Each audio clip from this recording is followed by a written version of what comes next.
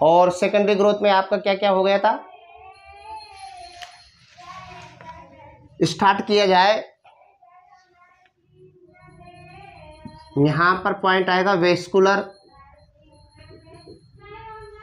Cambium, पहला point रहेगा vascular cambium.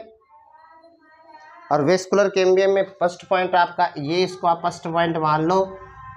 Vascular cambium में आपका फर्स्ट पॉइंट रहेगा फॉर्मेशन ऑफ कैम्बियम रिंग, और सेकंड है activity of the cambial ring, इसको कैम्बियल बोल रखा है बुक में।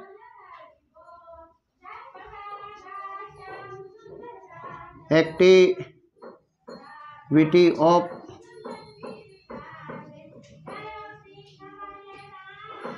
कैम्बियल रिंग, ये 2 पॉइंट यहाँ पर रहेंगे इसमें। और आपका थर्ड पॉइंट यहाँ पर रहेगा आपका स्प्रिंगवुड एंड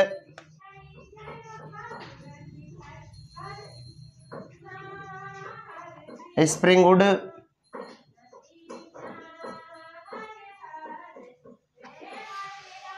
ऑटमन वुड हो जाएगा, और एक बनेगा आपका हार्टवुड एंड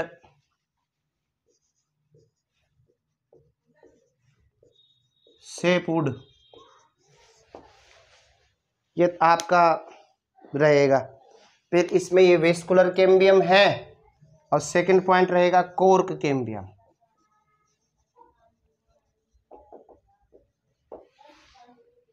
कोर्क कैम्बियम रहेगा, और यहाँ पर कोर्क कैम्बियम रहेगा, जो मेरिस्टेमेटिक टिश्यू होता है ना कैम्बियम।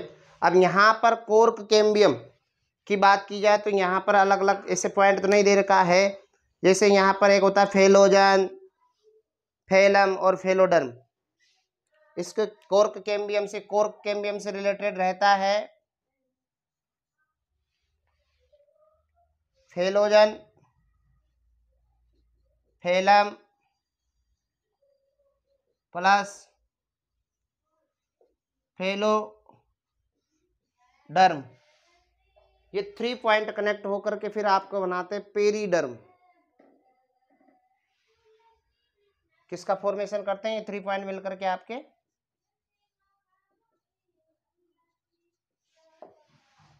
ये वाला कंडीशन था।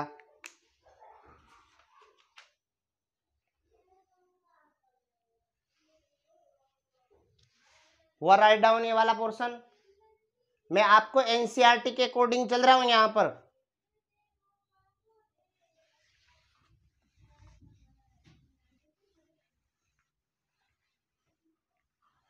वेस्कुलर कैम्बियम की बात की जाए कि जो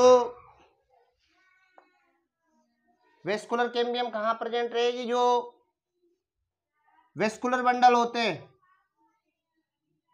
और वेस्कुलर जो बंडल होते हैं उस वेस्कुलर बंडल में जाइलम और फ्लोएम का कटिंग करने वाला जो टिश्यू रहता है, ये वाला जाइलम और ये फ्लोएम, और ये इसको आप बोलोगे वेस्कुलर कैम्बियम। फिर इन्हीं से फिर बाद में क्या फॉर्मेशन होता है, वेस्कुलर कैम्बियम का रिंग का होता है। और ये वेस्कुलर कैम्बियम एक प्रकार का ये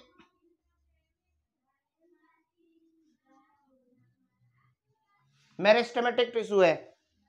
क्या है, मेरिस्टेमेटिक टिश्यू है। और ये मेरिस्टेमेटिक टिश्यू ही किसका फॉर्मेशन करता है, बाद में कंप्लीट रिंग का फॉर्मेशन करता है।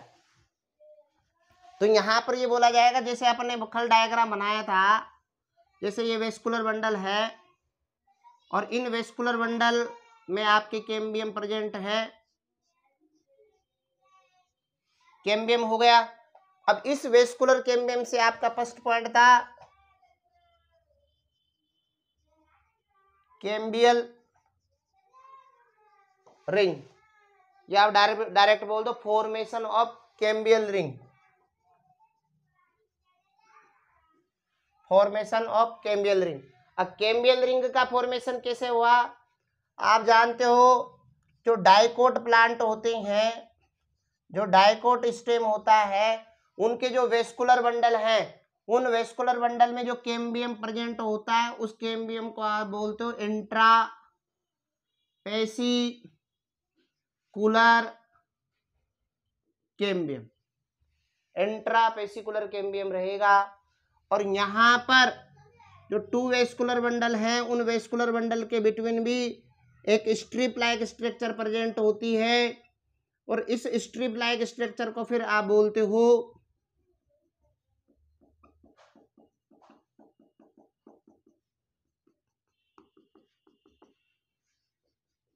इंटर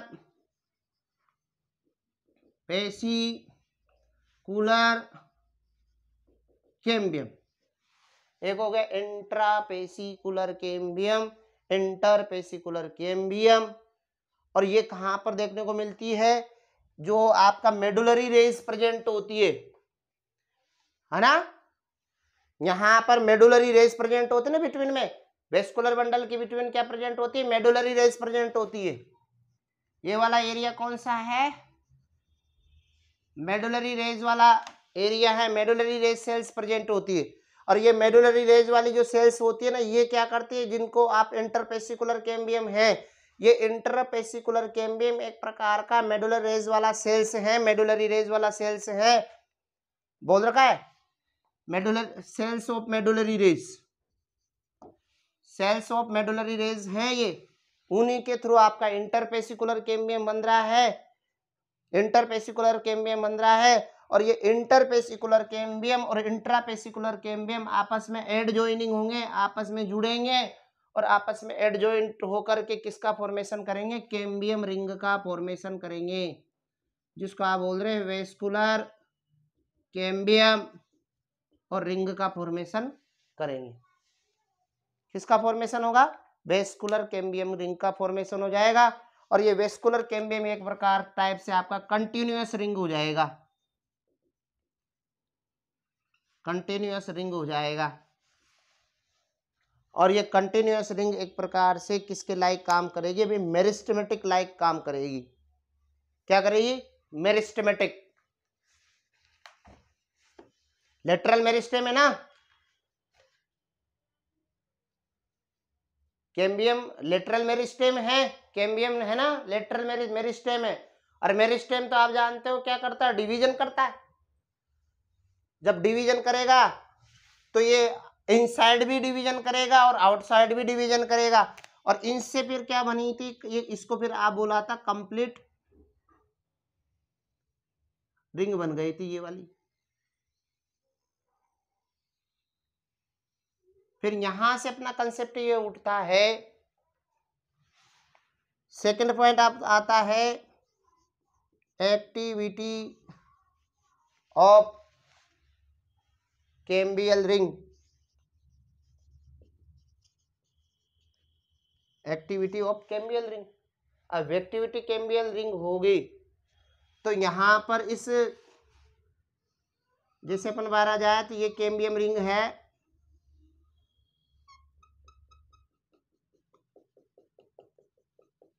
कैम्बियम रिंग है। एक हो गया कैम्बियम रिंग का आउटसाइड, और एक पार्ट हो गया आपका कैम्बियम का,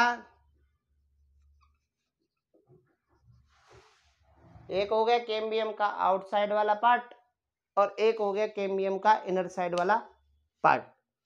इनर साइड पार्ट मतलब ये वाला रीजन तो आपका पित्त वाला रीजन रहेगा, जिसमें आपका फ्लोएम देखने को मिले, सेकेंडरी प्राइमरी जाइलम देखने को मिलेगा। तो ये इनर साइड वाला पार्ट और आउटर साइड वाला पार्ट। अब क्या होगा? आउटर दोनों ये वाला जो कैम्बियम है जिसको आप क्या बोल रहे हो? Vascular cambium ring. अब ये क्या हो गई? एक्टिविटी हो गई, एक्टिव हो गई। अब जैसे एक्टिव होगी तो आउटर साइड पर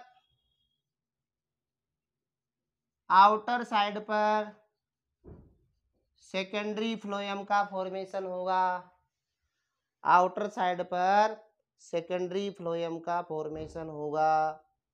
देन इनर साइड पर ये एक्टिव होगी, इनर साइड पर एक्टिव होगी तो क्या फॉर्मेशन करेगा, क्या फॉर्मेशन होगा, सेकेंडरी जाइलम का फॉर्मेशन होगा। जब आउटसाइड पर क्या होगा, फॉर्मेशन होगा, तो फिर ये किसका फॉर्मेशन करेगी, सेकेंडरी जाइलम का फॉर्मेशन करेगी। किसका फॉर्मेशन करेगी, सेकेंडरी जाइलम का फॉर्मेशन करेगी। कुछ हुआ क्लियर माता जी? अब क्या होगा, इनका भी फिर कंडीशन क्या है भाई, कौन कम क्वांटिटी में बनेगा, कौन ज्यादा क्वांटिटी में बनेगा, ये भी यहां पर कंसेप्ट है। फिर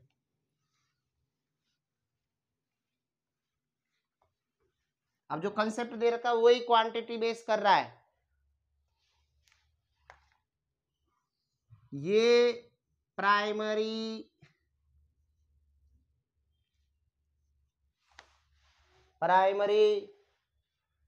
जाइलम, प्राइमरी जाइलम के आउटसाइड सेकेंडरी जाइलम, ये हो गया प्राइमरी जाइलम। और सेकेंडरी जाइलम के आउटसाइड पर किसका फॉर्मेशन होगा, इसको आप बोल रहे हो cambium ring, vascular cambium ring. क्या, वेस्कुलर कैम्बियम रिंग का फॉर्मेशन होगा। इस कैम्बियम रिंग के आउट इनसाइड तो सेकेंडरी जाइलम का फॉर्मेशन हो गया और आउटसाइड सेकेंडरी फ्लोएम का फॉर्मेशन हो गया। एक सेकेंडरी जाइलम हो गया और एक सेकेंडरी फ्लोएम हो गया। हुआ कुछ? फिर उसके बाद जो फ्लोएम था उस फ्लोएम को बाहर आउटसाइड डिस्प्लेस कर दिया।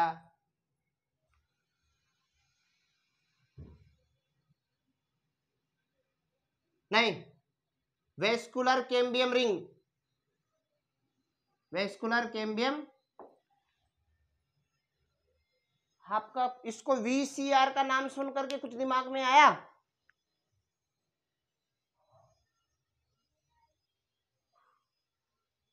नहीं आया?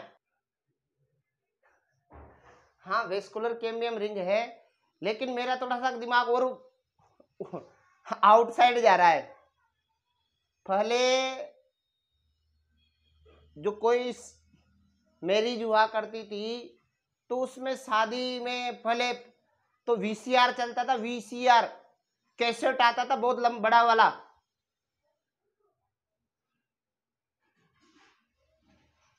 क्या बोलते हो, फेलोडर्म बोलते हो। तो क्या कंडीशन हो गया आपका, कोर्क हो गया, कोर्क को फेलम बोल रहे हैं, फेलम के इनसाइड कोर्क कैम्बियम है और इस कोर्क कैम्बियम को क्या बोला,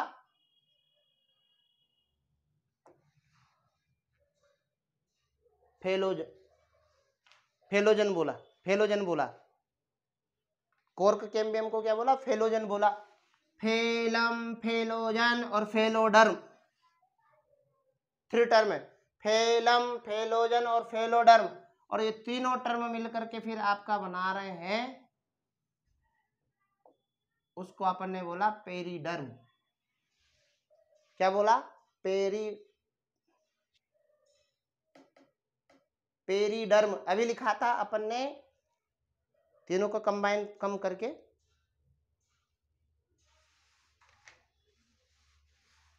अब देखना, ये आपका बन गया वेस्कुलर कैम्बियम रिंग। अब वेस्कुलर कैम्बियम रिंग का क्या क्वालिटी है, जो इनसाइड वाला कैम्बियम होता है, इनसाइड वाला जो लेयर होता है वो ज्यादा एक्टिव होता है। सेकेंडरी जाइलम वाला जो इनसाइड वाला लेयर है ना, ये होता है मोर एक्टिव, और आउटसाइड वाला लेयर है वो होता है लेस एक्टिव। अब मोर एक्टिव है तो आपका मोर टिश्यू का फॉर्मेशन करेगा, और मोर टिश्यू कौन बनेगा, सेकेंडरी जाइलम। मोर टिश्यू कौन है, सेकेंडरी जाइलम।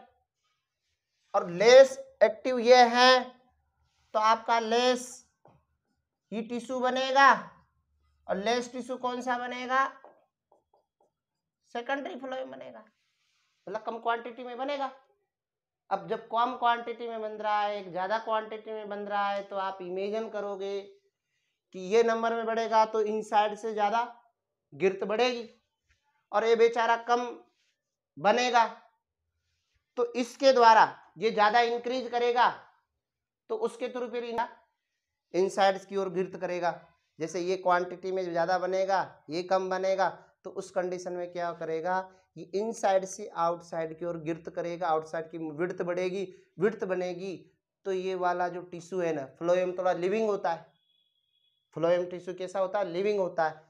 तो इसके प्रेशर से इनसाइड से आउटसाइड की ओर प्रेशर जनरेट होगा, तो ये टिश्यू क्या हो जाएगा? फिर क्रश हो जाएगा, ये वाला टिश्यू क्या हो जाएगा? क्रश हो जाएगा। बुक में दे रखा है ना, दे रखा है एक जगह, primary and secondary phloem get gradually crush due to continue formation and accumulation of secondary xylem.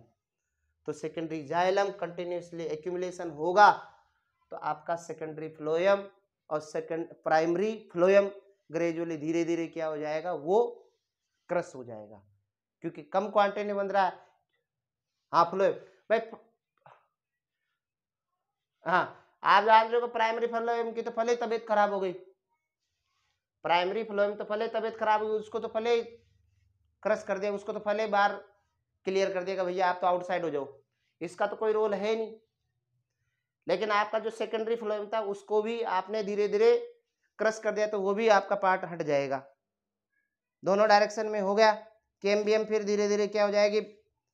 Come narrow bend बन जाएगा, पेरेन्काइमा, फिर उसके बाद सेकेंडरी जाइलम और सेकेंडरी फ्लोएम कंटिन्यूस डायरेक्शन बढ़ेगी, और फिर उसके बीच में आपका यहाँ पर अपन ने बताया था ना, ये वाला कंडीशन, ये लाइनें कुछ खींची थी, ये बनता है फिर आपके मेडुलरी रेज। किनका फॉर्मेशन होता है? इनको क्या बोला जाता है? मेडुलरी रेज बनती है, जो कंडक्शन में फिर हेल्प करेगी। आप देखना इजीली हो जाएगा कवर। फिर आता है अपना spring would and under spring would और एटमन वुड। अब स्प्रिंग वुड, स्प्रिंग सीजन पहले आता है कि ऑटमन वुड, ऑटमन सीजन पहले आता है? स्प्रिंग सीजन पहले आता है या ऑटमन सीजन पहले आता है? अर्ली स्टेज कौन सा रहता है सीजन की?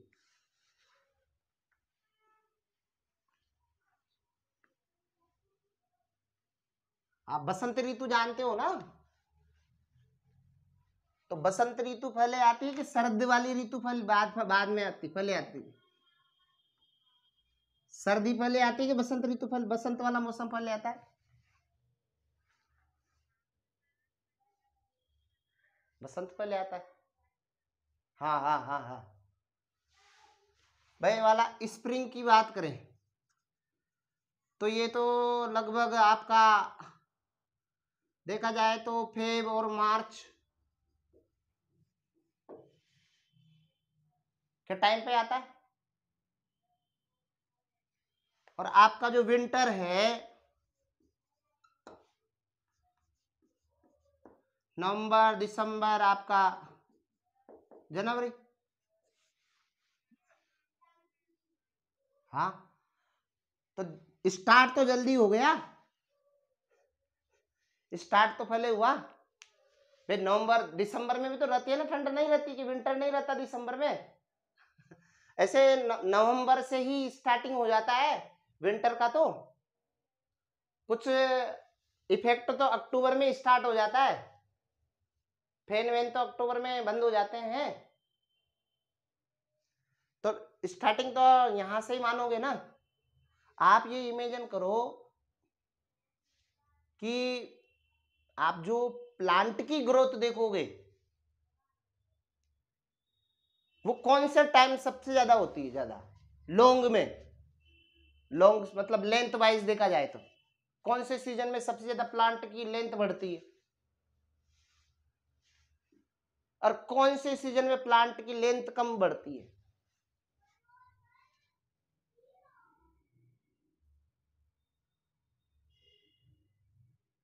भाई अपन नेचर में बहुत सारे प्लांट भी आपने भी देखे हैं और भी बहुत देखे हैं, प्लांट घूमे भी है।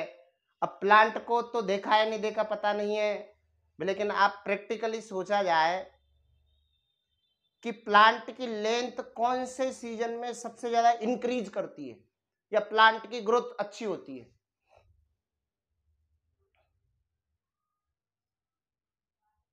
कभी गौर किया? नहीं किया ना। आप देखना सर्दी वाला जो सीजन है ना, इस सीजन में लाइट आपको बहुत क्वांटिटी कम मिलेगी।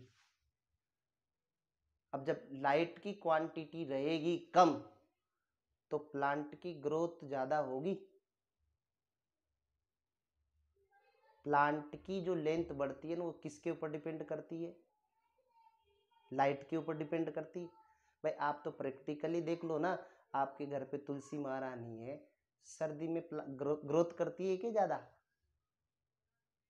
नहीं करती है ना। केवल और केवल सर्दी में जो टिश्यू का होता है ना वो मेचुरेशन होता है। आप सर्दी में जो लीफ देखोगे ना वो एकदम डार्क कलर की रहेगी। प्लांट का मेचुरेशन अच्छा होता है, फॉर्मेशन कम होता है, मेचुरेशन ज्यादा होता है। अब जैसे ही आप सर्दी में तुलसी महारानी की ग्रोथ कम होगी, जैसे ही सीजन कौन सा आता है बसंत वाला में, ये स्प्रिंग सीजन आता है, तो उस टाइम देखता अपना आप ही तुलसी महारानी के नए लीफ का फॉर्मेशन हो जाएगा, उसका लेंथ अपना आप ही बढ़ने लग जाएगा। क्योंकि मेन डिपेंड करता है लाइट के ऊपर डिपेंड करता है।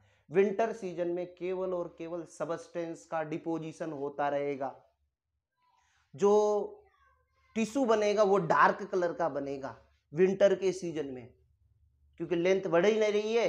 लेंथ नहीं बढ़ने की, केवल गिरत में जो बड़ी थी उसमें सबस्टेंस का डिपोजिशन होता रहेगा और वो आपको डार्क कलर की देखने को मिलेगी। जब प्लांट को आप काटते हो ना, प्लांट की कटिंग करते हो पूरा स्टेम, तो उसमें डार्क और लाइट ऐसे उसमें रिंग में देखने को मिलता है। जो डार्क वाला जो टिश्यू बना है ना वो आपके विंटर के टाइम पर बना है, और जो लाइट जो टिश्यू बना है वो आपके स्प्रिंग वाले सीजन में बना है। क्योंकि फिर स्प्रिंग सीजन के बाद तो आप मानते हो तो लाइट ही लाइट है, लाइट ही लाइट है फिर तो, है ना। फिर स्प्रिंग सीजन के बाद आपका समर स्टार्ट हो जाएगा, और बारिश में भी इतना लाइट रहता ही है प्रॉपर प्लांट को। फिर प्लांट को रेन वाटर भी मिल जाता है, तो प्लांट जो ग्रोथ नहीं करता तो रेनी सीजन में तो ग्रोथ करता ही है। तो ऐसा देख सकते हो आप। तो यहां पर अपन बात करेंगे स्प्रिंग वुड और ऑटमन वुड। इस वजह से बता रहा हूं कि भाई स्प्रिंग और वुड थोड़ा सा आप क्लियर हो जाए। और ध्यान में रखना इसके ऊपर भी एक डिपेंड करता है एनवायरमेंटल फैक्टर और फिजियोलॉजिकल फैक्टर। एनवायरमेंटल फैक्टर की बात करें, आपके कंट्री में, अपने इंडिया वाले जो कंट्री है, इसमें आपको कुछ रीजन ऐसे देखने को मिलेगा जहां हाई टेम्परेचर देखने को मिलेगा, कुछ जगह ऐसा देखने को मिलेगा जहां सीजन एक जैसे रहते हैं, वहां ना तो ज्यादा सर्दी होती है ना गर्मी होती है, वहां सभी मौसम एक जैसे देखने को मिलते। कुछ एरिया आपको ऐसे भी देखने को मिलेंगे वहां बेचारे ठंडी ठंडी है।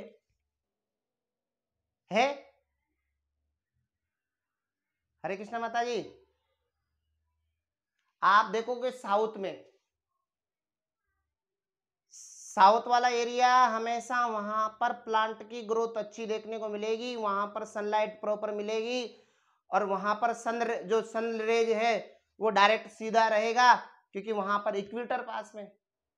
अब जैसे साउथ से आप कश्मीर की तरफ बढ़ते हो तो वहां पर लाइट की इंटेंसिटी कम हो गई। लाइट की इंटेंसिटी कम होते क्या हो गया, आपका टेम्परेचर डाउन हो गया। और टेम्परेचर जैसे डाउन हो गए तो वहां पर प्लांट की ग्रोथ भी उस हिसाब से होगी, वहां पर प्लांट भी वैसे होंगे। आप ऐसे थोड़ी कि साउथ वाले जो प्लांट होते होंगे वो आपके कश्मीर वाले एरिया में देखने को मिलेंगे, या कश्मीर वाले प्लांट ऐसे थोड़ी कि आपको साउथ वाले में देखने मिलेंगे। वहां पर एनवायरमेंटल और सब इफेक्ट करेंगे ना, वहां पर जो सेकेंडरी ग्रोथ होती है ना उसमें भी आपको वेरिएशन देखने को मिलेगा। आप यहां पर थोड़ा सा देखोगे, जैसे आपके वेस्टर्न कंट्री देखोगे, और वेस्टर्न कंट्री में तो ऐसे अपने यहाँ सीजन चेंज हो रहे हैं ना, वहां वेस्टर्न कंट्री में होते हैं क्या? नहीं होते। तो वहां फिर अलग टाइप का आपको देखने को मिलेगा। वहां का जो वुड का जो स्ट्रक्चर देखोगे ना, आप कभी सर्च करना, मैंने तो सर्च नहीं करा, मैं तो एक थोड़ा आइडिया लगाता हूँ कि हाँ ऐसा ऐसा होता है। भाई यहाँ तो आपने देख रहे हो ना, आपका जो प्लांट का जो रिंग बन रहा है वो किस हिसाब से बन रहा है? आपके स्प्रिंग के हिसाब से और ऑटमन के हिसाब से बन रहा है। मतलब ये तो आपके इंडिया में लागू हो रहा है, इंडिया में फॉलो हो रहा है। लेकिन और कंट्री की बात करो तो वहां तो बेचारी एक सर्दी सर्दी है, विंटर ही विंटर है। और विंटर है तो फिर वहां का तो फिर तो ऐसा देखो कि वहां तो वुड जो बनेगी वो डार्क ही डार्क है, ऑटमन ही ऑटमन वुड है, स्प्रिंग तो आ ही नहीं रहा है। तो फिर वहां का अलग बनेगा ना, तो वहां फिर अलग कंडीशन रहेगा। तो स्प्रिंग सीजन में क्या होगा, आप ज्यादा बोल गए हमें कुछ। स्प्रिंग वुड हो गया, ऑटमन वुड हो गया। स्प्रिंग सीजन को अपन बोला जाएगा, तो यहां पर क्या रहेगा, स्प्रिंग सीजन में क्या रहेगा, जाइलम।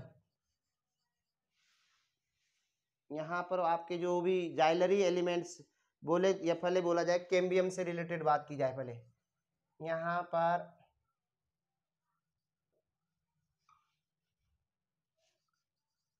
या कैम्बियम बोल दो direct, cambium very active, cambium very active रहेगा। तो यहाँ पर produce a large number of xylary elements, large number में आपको जाइलम एलिमेंट्स बनेंगे। और देन यहां पर क्या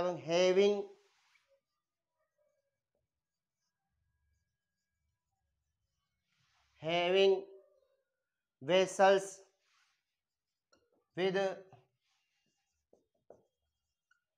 वाइड मतलब बड़ी वाली कैविटीज। कौन से बनेंगे, वाइडर कैविटीज बनेंगे। देन इस टाइप का जो वुड रहेगा उसको स्प्रिंग वुड बोला जाएगा। और अर्ली स्टेज में बन रहा है इसलिए इसको अर्ली वुड बोल रहे हैं। देन कंडीशन और बात की जाए, स्प्रिंग वुड में जो आपका कैम्बियम वुड रहेगा, स्प्रिंग जो वुड रहेगा अभी तो आ जाएगा यहाँ पर, इस जो कैम्बियम आपका स्प्रिंग वुड जो रहेगा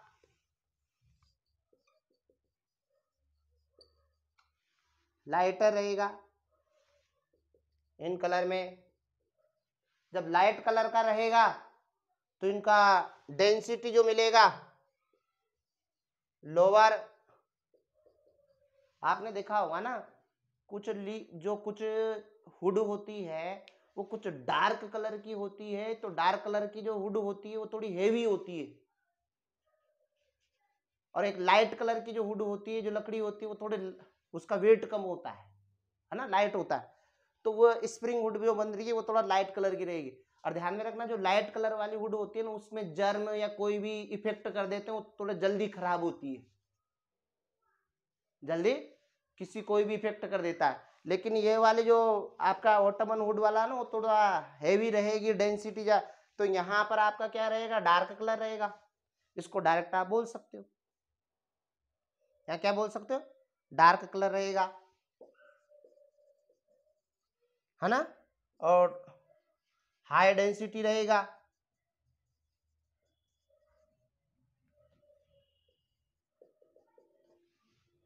हाई डेंसिटी रहेगा, बोल सकते हो। देन कंडीशन, वहां पर कंडीशन क्या रहेगा, इसका जस्ट अपोजिट रहेगा। यहां कैम्बियम कैसा रहेगा, लेस एक्टिव रहेगा। अब जब लेस एक्टिव रहेगा तो जो भी फॉर्म होंगे जाइलरी एलिमेंट वो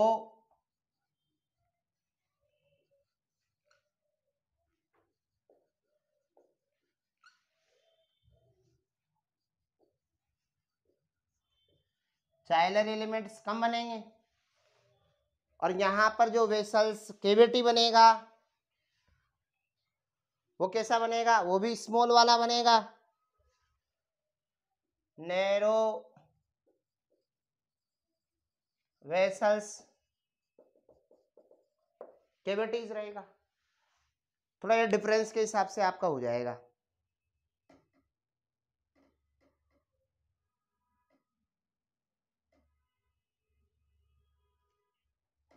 देन कंडीशन क्या होगी, सीजन वाइज बात की जाए, स्प्रिंग वुड और ऑटमन वुड ये 1 ईयर में बनी है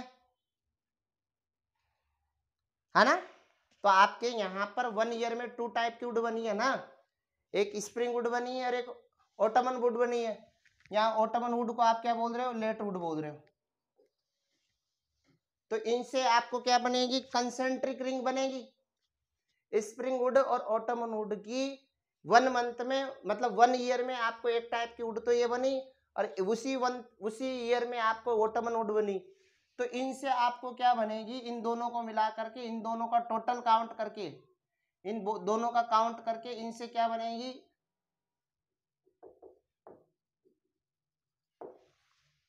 कंसेंट्रिक रिंग बनेगी।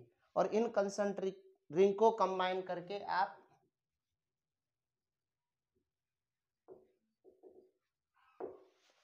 एनुअल रिंग बोला जाता है। और एनुअल रिंग को आप काउंट करके, प्लांट की एनुअल रिंग को काउंट करके इनके थ्रू आप एज ऑफ द ट्री निकाल लोगे।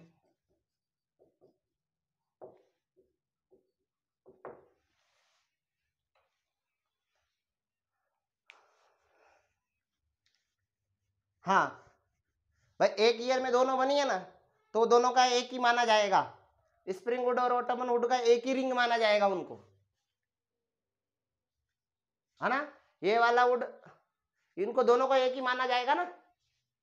हाँ, 10 दोनों को एक मान लिया जाएगा भाई, स्मॉल टाइप में ये बन जाएगा, स्मॉल टाइप में दोनों पास पास में रहेगी भाई, दोनों का 10-10 रहेगा ना, इसका भी 10 रहेगा, इसका भी 10 रहेगा। भाई आप 10 ईयर में बन रहा है तो 10 इसका बनेगा, 10 इसका बनेगा, दोनों साथ साथ में बनेगा, तो उसका एज इतना हो जाएगा। और एज करने के लिए क्या करना पड़ता है, किसी भी प्लांट का एज का पता लगाते हैं तो उस प्लांट को कटिंग थोड़ी करते हैं, तो प्लांट में क्या करते हैं, ऐसे, ये कोई प्लांट है तो इसमें ऐसा छेद करते हैं थोड़ा सा, ये वाला ऐसा ऐसा, हाँ, तो ऐसा काटोगे ना ट्रायंगल में, और उसमें आप रिंग को गिन करके वापस उसको उसमें फिट कर दोगे, प्लांट खोखला भी नहीं होगा और आपका काम भी हो गया, प्लांट का एज भी पता हो गया। अब फिर उसके बाद आता है आपका हार्टवुड एंड कौन सा वुड रहेगा, सेपवुड।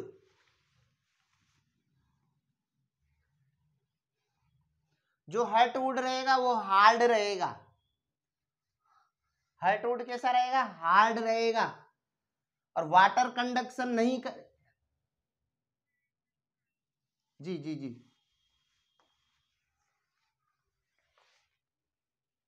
नहीं, वाटर कंडक्शन नहीं करेगा। तो एक बार बोल दीजिए, हार्टवुड ओल्ड ट्रीज में देखने को मिलेगा। ओल्ड ट्रीज का जो ग्रेटर पार्ट होता है वो सेकेंडरी जाइलम से बना होता है, डार्क ब्राउन कलर का होगा। और डार्क ब्राउन कलर का कैसे हुआ, इन सभी पर ऑर्गेनिक कंपाउंड का डिपोजिशन हुआ, tannin, resin, oils, gums aromatic substance essential हो उनका डिपोजिशन हुआ जिससे कि डार्क ब्राउन कलर का हो गया। सेकंड कंडीशन, इनसे जो स्टेम जो मेक बनता है, स्टेम जो बनता है वो कैसा बनता है, हार्ड बनता है, ड्यूरेबल बनता है, resistance to the attack of microorganism and insect. तो माइक्रो ऑर्गेनिज्म और इंसेक्ट का इन पर कोई भी अटैक हो तो उनसे कोई इफेक्ट नहीं होगा। जैसे आपने इस प्लांट का नाम सुना है ना,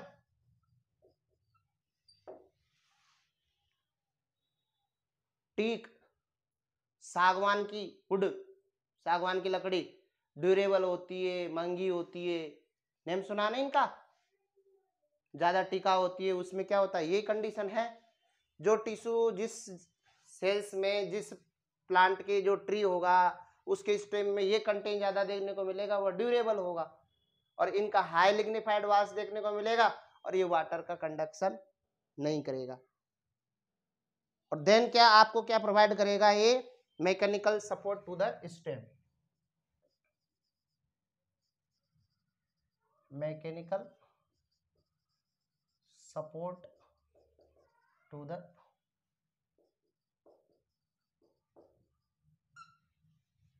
मैकेनिकल सपोर्ट प्रोवाइड करेगा। अब जस्ट इसका अपोजिट बन लो, ये वाला पार्ट कहां बन रहा है, सेंटर में बन रहा है,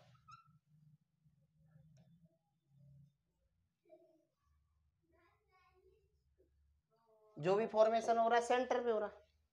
अब सेपवुड की बात करोगे कहां पर बनेगा,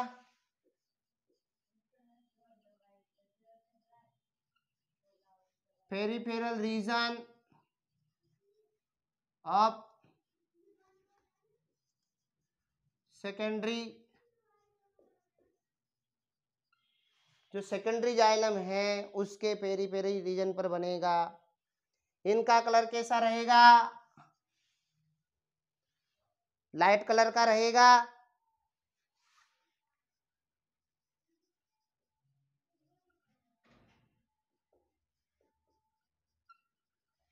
लाइटर इन कलर रहेगा, इसलिए इसको क्या बोलते हो आप,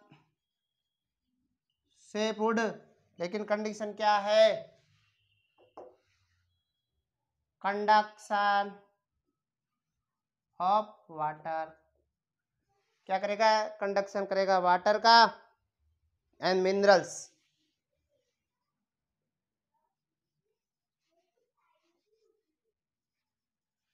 minerals from root to leaf, root to leaf mineral का इनका कंडक्शन करने का काम।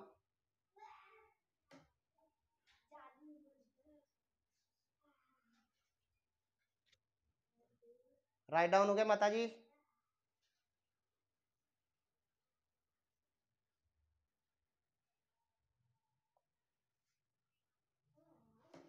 ये हो गया आपका हर्टवुड एंड सेपवुड,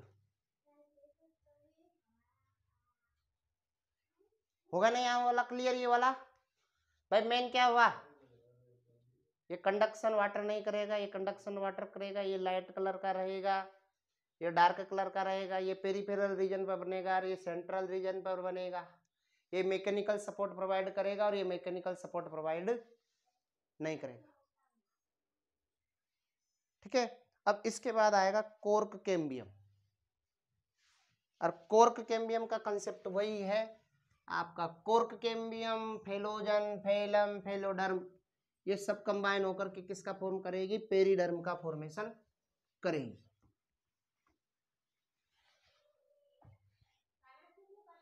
तो कोर्क कैम्बियम जो है वो आपका 96 पेज पर है।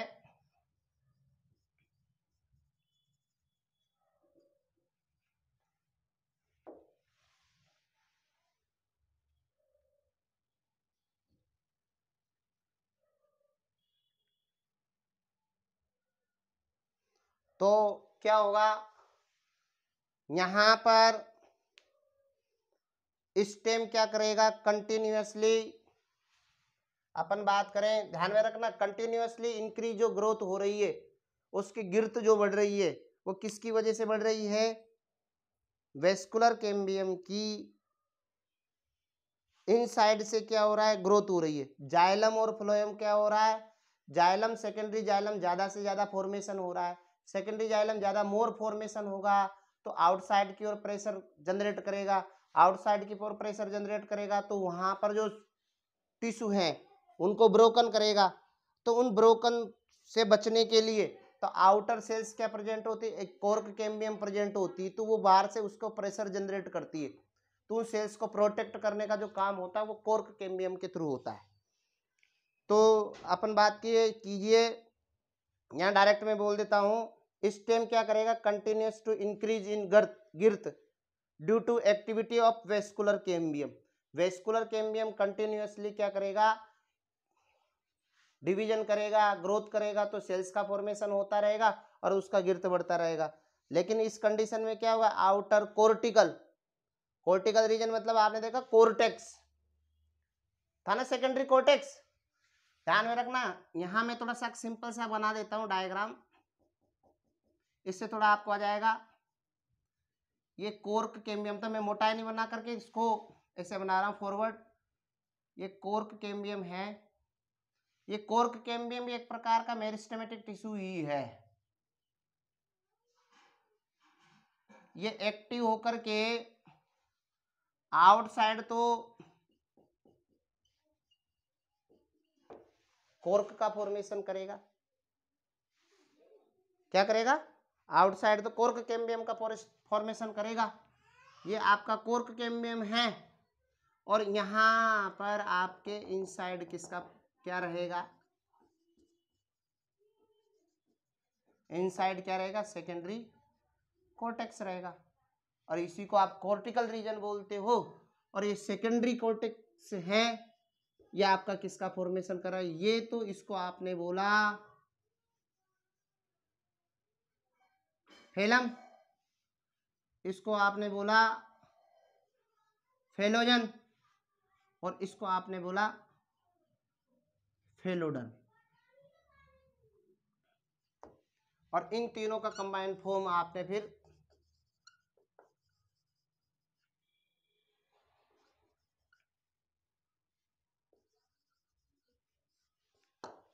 पेरिडन बोला। तो डायरेक्ट में बोल रहा हूं, डायरेक्ट बुक से कंटेन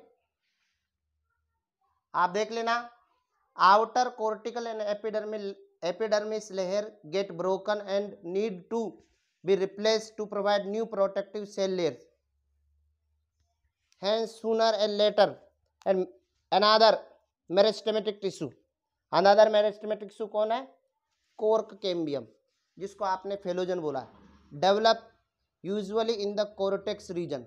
जो एक कोर्टेक्स रीजन है, इस कोर्टेक्स रीजन से ही आपका कॉर्क कैम्बियम जनरेट हुआ।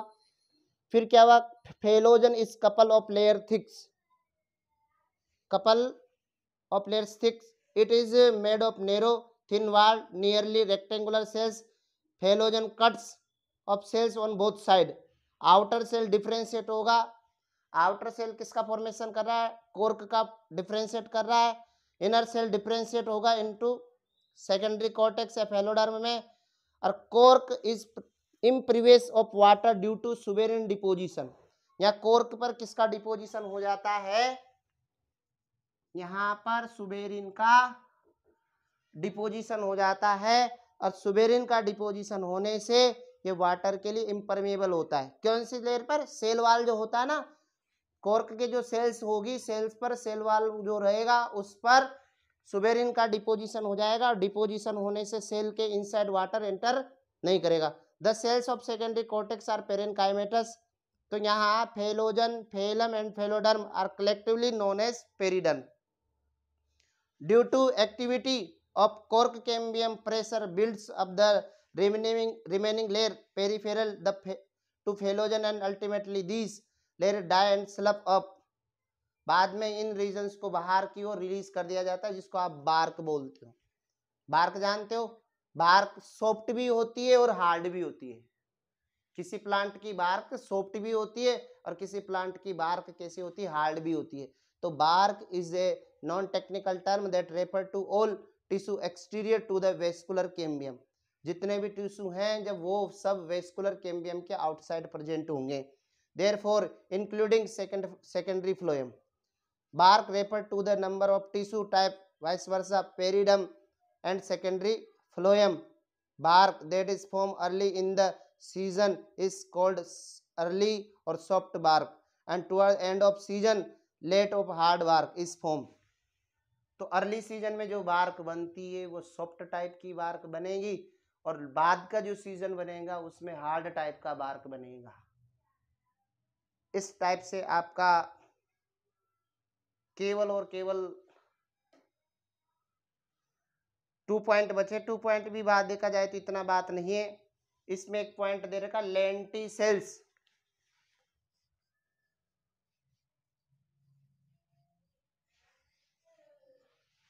लेंटिसेल्स एक टाइप की क्या है, जो स्टेम रहेगा उस स्टेम पर एपिडर्मिस बनेगा, कोर्क बनेगा, तो वहां पर उसमें पोर प्रेजेंट होते हैं। एपिडर्मिस पर आउटसाइड पर जो कोर्क होता है उस पर पोर प्रेजेंट होते हैं, और इन पोर के थ्रू ये क्या करता है, गैस एक्सचेंज करता है, गैस एक्सचेंज करता है, ट्रांसपिरेशन करता है, तो ये सब चीजें हेल्प करता है। आउटर जो एटमॉस्फेयर होगा ना, तो इन पोर के कांटेक्ट में रहेगा, जिससे ये इजीली क्या कर लेगा, गैस एक्सचेंज कर लेगा। एक प्रकार का ये स्टेम का क्या है, एक टाइप से इसको स्टोमेटा मान सकते हो। स्टेम का क्या होगा, स्टोमेटा, जिसको आप लेंटिसेल्स बोलते हो। ये एपिडर्मिस जो होती है ना, वो एपिडर्मिस एक लेंस के लाइक, क्या लेंटिकल क्यों बोल रहा है, एक लेंस लाइक स्ट्रक्चर का फॉर्म करती है, और उस लेंस लाइक स्ट्रक्चर का जो लेंस शेप्ड का जो ओपनिंग रहेगा उसको आप बोलते हो लेंटिसेल्स। और ये लेंटिसेल्स क्या करता है, permit the exchange of gases, जो गैस एक्सचेंज होता है ना उसमें हेल्प करता है between the outer atmosphere and internal tissue of the stem. जो आउटर जो एटमॉस्फेयर है, इंटरनल टिश्यू है, उनके बीच गैस का एक्सचेंज करने में हेल्प करेगा। दीज अकर्स इन मोस्टली जो वुडी ट्रीज होगा दिन में देखने को मिलेगा। आपके यहाँ पर डायग्राम दे रखा है लेंटिसेल्स का, माता जी देख रखा है,